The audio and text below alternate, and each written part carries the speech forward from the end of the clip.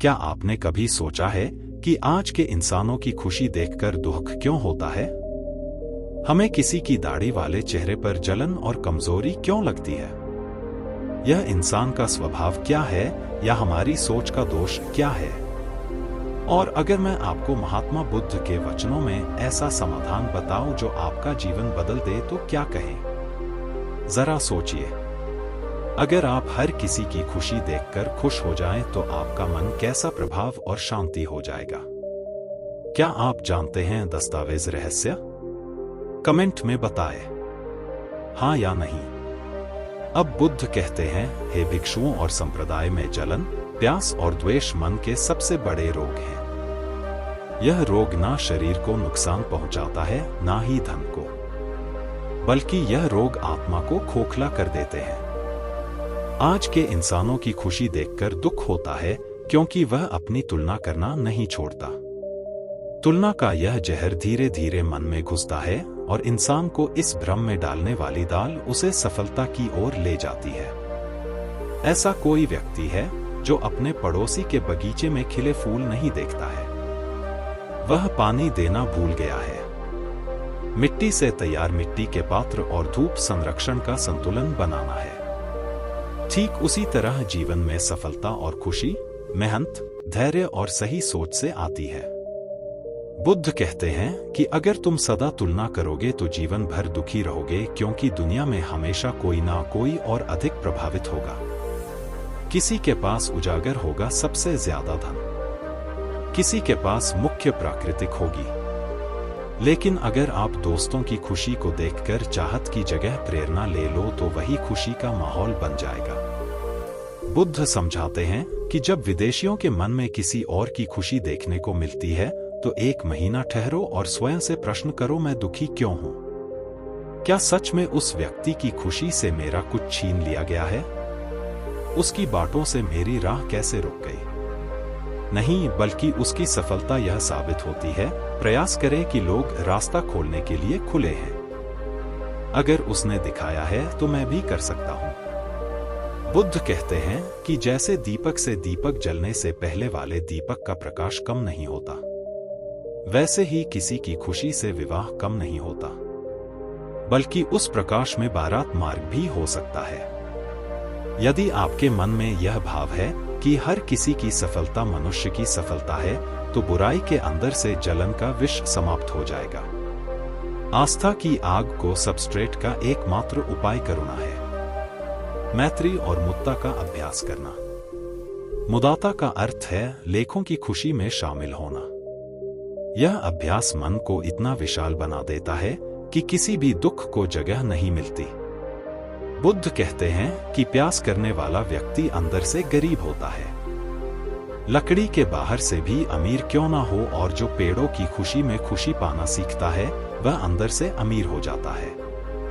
इलाज बाहर से कितना भी सामान्य क्यों ना हो। इसलिए है इंसान आज से अपने मन में ये संकल्प करो कि जब भी किसी की खुशी देखो तो मन में यही कहो, अच्छा हुआ। दुनिया में एक और शख्सियत की तस्वीर बनी हुई है और यह मुस्कान एक दिन मेरी भी होगी। इस भावना के साथ मित्रों का मन शांत होगा, जीवन सुखमय होगा और सच्चे चेहरे पर वह सच्ची मुस्कान लौट आएगी जो आज की तुलना और स्वाद ने छीन ली है। यह समझिए कि जब आपको किसी की खुशी देखकर दुख होता है तो वास्तव में आपके ही अंदर के घाव ठीक हो जाते हैं। यह जख्म अपूर्ण अधूरी योग्यता के हैं, शेर तेली हुईत्वाकांक्षाओं के हैं और चिन्हित उन कल्पनाओं के बीच केवल मांगा मगर पूरा करने का प्रयास नहीं किया गया। महात्मा बुद्ध कहते हैं कि मन की पीड़ा बाहर से नहीं आती, वह अंदर से पैदा हुआ है। इसलिए शेरों की खुशी को देखने के लिए जो दर्द सुरक्षा कड़ी है, उसका कारण बाहरी का व्यक्ति नहीं बल्कि साझेदारी की सोच है। यह सोच धारक का कहना है कि मुझे भी यह मिलना चाहिए, और यही सोच शांति बनी रहती है। लेकिन अगर आपकी इस सोच को बदल दो और कहो मिला अच्छा है, मैं भी प्रयास करूंगा, तो यही भाव समर्थन आगे बढ़ेगा। बुद्ध ने सिखाया है कि जीवन का वास्तविक आनंद अपने भागों की यात्रा में है। आस्था के रास्ते को देखकर मत चलो, बल्कि अपने कदमों की गिनती करो। अपनी मंजिल को पहचानो, क्योंकि हर किसी का मार्ग अलग है। जैसे दो वृक्ष पास की सतह पर भी उनके जड़ें अलग अलग होते हैं, एक ही तरह के हर व्यक्ति की किस्मत और संघर्ष की संरचना अलग अलग होती है। आज का इंसान सोशल मीडिया और दिखावे के कारण और भी अधिक तुलना में फंस गया है। एथलीट की मुस्कान, यात्रा, घर, गाड़ी और यात्रा देखने वालों का मानना है कि उनका जीवन अधूरा है। लेकिन बुद्ध कहते हैं कि तस्वीर का असली दर्शन पहले उसके मूल से होता है, क्योंकि हर बार बाहर की खुशी के अंदर दुख छिपा रहता है। इसलिए बुद्ध का मार्ग यह है कि अपने अंदर ऐसी दृष्टि विकसित करो जो हथियारों की खुशी में शामिल हो और अपनी कमी को पूरा करने का संकल्प दे। यह दृष्टि साधना से आती है। प्रतिदिन कुछ समय ध्यान में बैठो, मन को शांत करो और अपने हृदय में करुणा का दीपक जलाओ।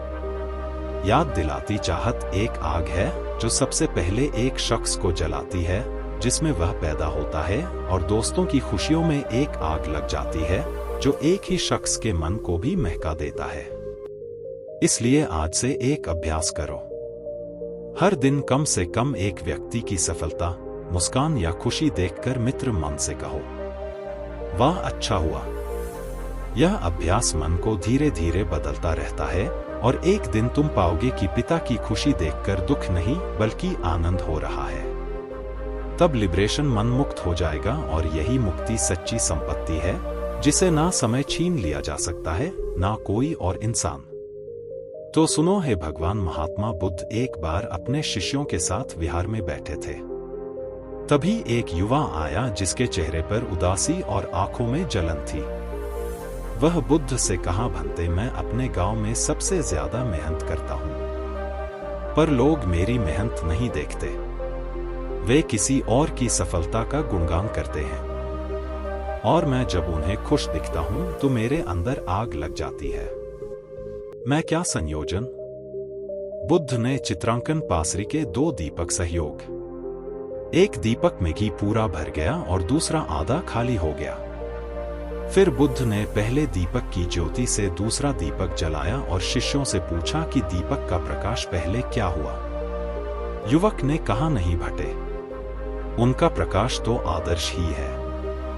बुद्ध बोले, ठीक वैसे ही दोस्तों की खुशी विवाह खुशी को कम नहीं करता, बल्कि अगर आप उस खुशी की ज्योति से अपने जीवन का दीपक जलाओगे तो जीवन भी उजला हो जाएगा। यह सुन युवा की छुट्टी भर आई क्योंकि उसे जीवन भी उजला हो जाएगा। यह सुन युवा की छुट्टी भर आई क्योंकि उसे समझ आया कि उसकी जलन का कारण उसके हिस्से की खुशी नहीं बल्कि उसका मन खाली हो गया था। आज के समय में भी यही शिक्षा लागू होती है। आप देखें कि कोई व्यक्ति व्यापार में सफल हो रहा है, कोई भी शिक्षा में आगे बढ़ रहा है, कोई नाम और पहचान वाला नाम रह रहा है। इन सब को देखकर अगर तुम यह सोचोगे कि वे चित्र सामने रखोगे तो आदिवासियों का मन दुखी हो जाएगा। लेकिन अगर तुम यह सोचो कि वे भी इंसान हैं, उन्होंने सुरक्षा, प्रेरणा जागेगी का भी प्रयास किया। बुद्ध का कथन है कि जीवन में जो पास है उसके लिए प्रयास करो, और जो उसके लिए प्रयास नहीं करता है, लेकिन प्रयास को प्रयास से मत मिलाओ, क्योंकि तीर्थ यात्रा ऊर्जा को खाएगा।